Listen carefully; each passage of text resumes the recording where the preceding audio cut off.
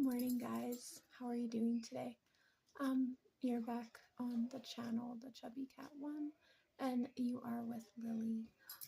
I am excited today because I got some new books from the library, and I really want to try to make a go at this. I want to try to make the channel more interesting. I always wanted to help people learn English or teach and like stuff like that. Like I said before, unfortunately, I wasn't able to do that in in another environment, so I'm trying to do it online. And I'm gonna be also tutoring soon someone, so I really want to try to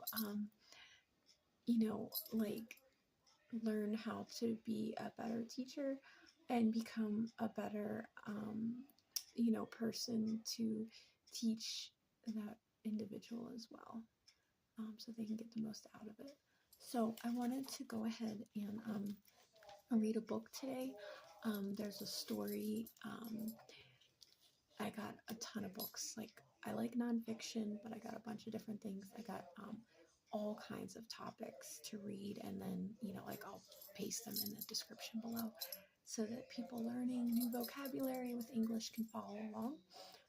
This particular book is called Wild Lives, and it's a book that covers 50 extraordinary animals that made history. So, like, animals around the world that made history. Today, I'm going to read a story about one particular one. It's Sergeant Stubby.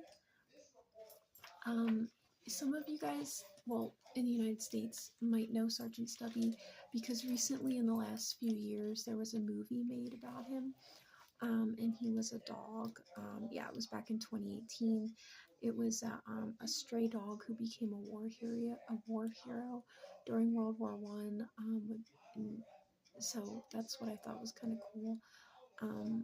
And well, it had kind of like a connection, like, because my parents have one of these type of dogs. It's like a Boston terrier, but then my older son really liked the movie, so he bought it, and we've watched the movie probably, God, I can't even tell you how many times, maybe like 10 times now with my kids. So this one's kind of like, a little bit more special to me. So there he is. He's cute.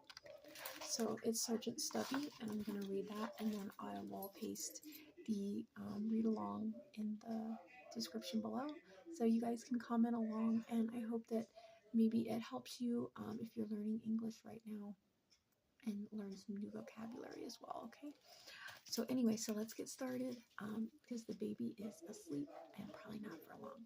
So anyway, because he's already been asleep for a little while because I was doing eBay before this. Okay, so let's get started. Okay, so Sergeant Stubby, the stray dog who became a war hero. Out of the ordinary, sometimes we find heroes in very unexpected places. When a stray dog with short legs and droopy eyes wandered onto an American Army base in July 1917, no one could have believed that he would become one of the most celebrated military animals of all time. And if one of the soldiers, Corporal Robert Conroy, hadn't seen that dog needed looking after, maybe this story would be very different. But Robert did notice, and he took care of their little visitor. He named him Stubby because of his small, waggy tail, and the rest, as they say, is history. Stubby was born in either 1917 or 1916. He was a terrier with a shiny black nose, dark eyes, and brown and white coat. When he was found walking across an army training field in Connecticut, he was just a puppy with no home to go to. Robert and the other soldiers quickly became attached to Stubby, so when they had to sail across the Atlantic Ocean to Europe to fight in the First World War, Robert decided to smuggle the dog onto the ship. When the commanding officer noticed the animal on board, he got angry, but the soldiers had taught Stubby how to salute by raising one paw, and when the officer saw this, he was so impressed that he let the dog stay. Stubby, still very young, was on his way to France. He was given special tags to hang around his neck, just like the soldiers, and when he arrived in Europe, he showed just how much he deserved to wear them. Out at war. Wherever Robert and the other soldiers went, Stubby followed, even onto the battlefield. While loud gunfire boomed in the air, he stayed with the men. But he wasn't just fearless, he was also very useful. Whenever the enemy fired poisonous mustard gas at the soldiers, Stubby was the first to smell it, barking loudly to warn his friends to put their gas masks on. He could also hear when bombs were on their way, and howled to make sure the soldiers noticed. He even helped when men got injured by finding them on the battlefield and barking to let the other soldiers know where he was. And once, when an enemy spy crept into camp, Stubby noticed and made sure he didn't escape. By the end of the First World War, Stubby had been in 17 different battles. In one of them, he got injured by a grenade and had to be treated by a doctor. The soldiers were so amazed by the dog's courage and determination that he was given lots of medals, which he wore pinned to a special coat. People even started to call him Sergeant Stubby, which is a title normally used only for soldiers. Making history. When he got back to the United States, Stubby's adventures became well known. He went to live with Robert, led a big military parade, and met 3 different American presidents. When he died in 1926, his body was displayed at the Smithsonian National Museum of American History, where you can still see it today. He had several books written about him, and almost exactly 100 years after his time on the battlefield, he even had an animated film made about his life. Stubby was a faithful dog and an incredible example of how animals can make a real difference to people's lives. He was definitely one of the smallest heroes of the First World War, but it's hard to think of any that displayed quite so much bravery. And it says, on parade, this was a quote, I guess, from the New York Times.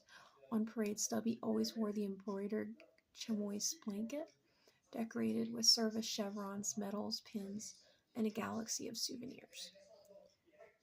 He led the American troops in a pass and review parade, and later visited with President Woodrow Wilson. He also visited the White House twice and met Presidents Harding and Coolidge. That was from the Smithsonian. So here's the picture of Stubby. Like there's an actual photo you can see, and there's this little jacket that he wore.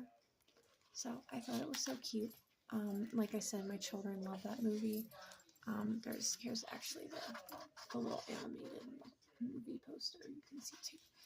So I will include the description. In the description, I will include what I just read and the paragraphs for you guys to follow along and to listen. Like I said, please let me know in the comments, anybody that's learning English, please let me know if I'm too fast, too slow, too boring, too whatever. Let me know. I will fix it. Like I said, I'm really trying to get this channel going in a good direction. And like I said, I also like to read and teach. I really, really enjoy reading to my children. So I hope maybe it can help somebody else as well, like that's learning English. And like I said, I'm also going to be tutoring someone soon. So I want to make sure I'm really good for that person as well. So anyway, you guys have a really good day. I hope you enjoyed this story about Stubby. I always do. I love Stubby. And if anybody, I would definitely recommend the movie. If anybody hasn't seen Sergeant Stubby, I know it's a children's movie. It is animated, but it is so cute. It is a wonderful movie. It's like a happy movie. You know, it's nothing, you know, ridiculous. It's just a good story. You know, there's no it's just a really feel good story. So I would definitely recommend it for anybody that has children, or just anybody that wants like a movie that's, you know, right now with everything going on, it's just happy. So anyway, so I hope you guys have a really wonderful day, and I will be back soon, and please like, comment, and share the video, and I hope I can get more subscribers soon. Thank you guys for following me, and I will see you soon. All right, take care.